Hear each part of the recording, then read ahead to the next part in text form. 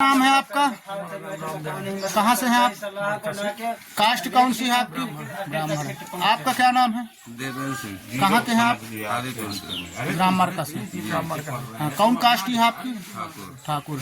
तो इस समय अपने देश में जो जातिगत आरक्षण के विषय में आवाज उठ रही है, तो क्या ये जातिगत आरक्षण खत्म होना चाहिए कि इसको मतलब चलना चाहिए? मैं थोड़ा आप लोगों से आपकी मन की बात समझना चाहता हूँ। आरक्षण के विषय में जहाँ बात है तहाँ पे आरक्षण को समाप्त होना चाहिए। अच्छा। क्योंकि इसका लाभ सबको प्राप्त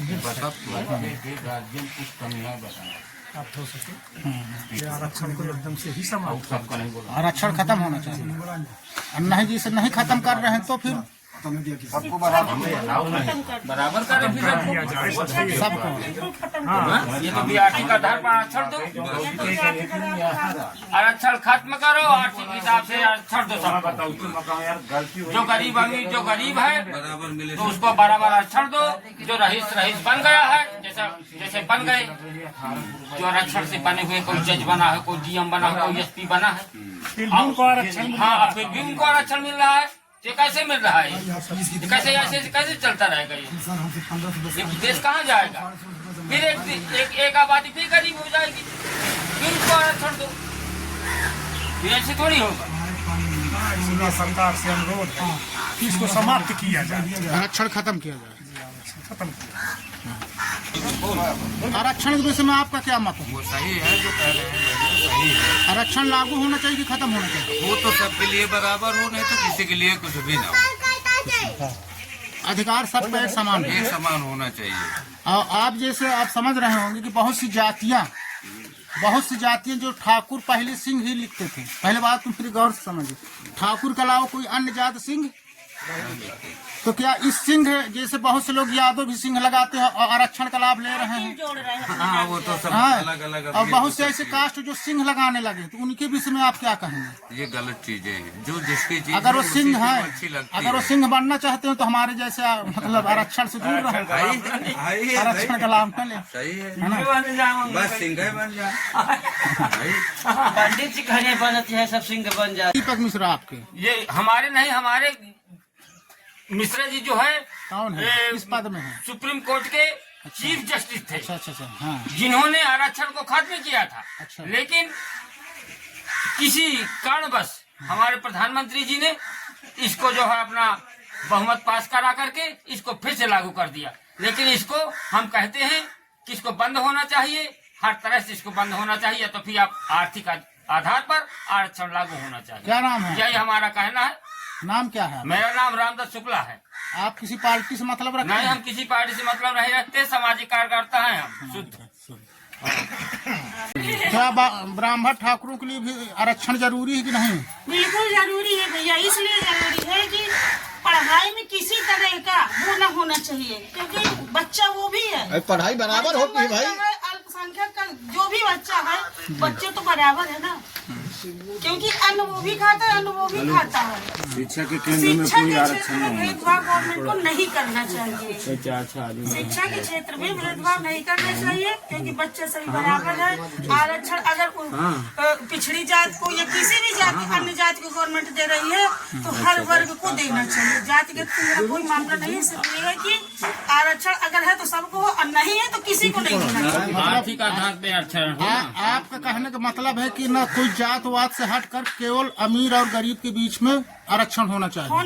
आरक्षण होना ही नहीं चाहिए। अगर होना चाहिए तो अमीर और गरीब को लेकर आर्थिक परिस्थितियों को देखते हुए गवर्नमेंट को आरक्षण देना चाहिए।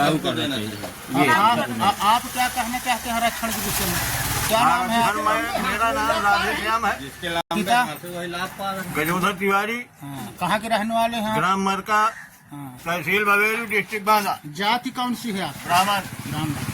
तो अच्छा ये बताइए, जो दुनिया देश में अपने भारत देश में आरक्षण के विषय में समान वर्ग लोग जो मतलब मुद्दा उठा रहे हैं, तो क्या ये सही मुद्दा है कि गलत है? नहीं, और गलत है। सुन लीजिए मेरी बात। आरक्षण में हाँ, आरक्षण बराबर सबको मिलना चाहिए। अच्छा। जातवाद में ये कोई सरकार है कि जातवाद में ये आरक्षण दे बाकी सब घूमे? क्या मतलब है पढ़ाई लिखाई का?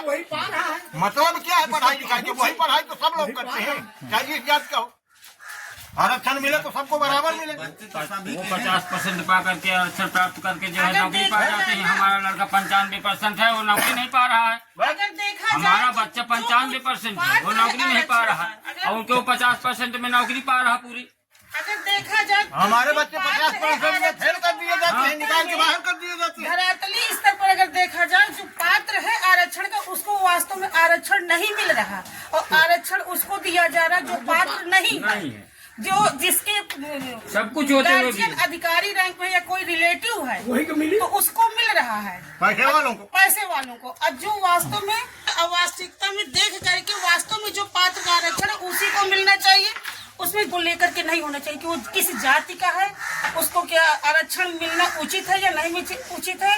इसको देख करके ही उसे आरक्षण को देना चाहिए, मिलना चाहिए। बिल्कुल सही है, बिल्कुल सही। ये नहीं कि उसका पापा डीएम है तो बच्चे को भी मिल रहा है, वो पात्र नहीं है क्योंकि उसके पापा सरकारी योजना नहीं, डीएम है, सरकारी जज है, कलेक्टर है, लेकिन वो भी आरक्षण का पात्र है। क्या नाम है आपका? मेरा नाम रामदास शुक्ला है।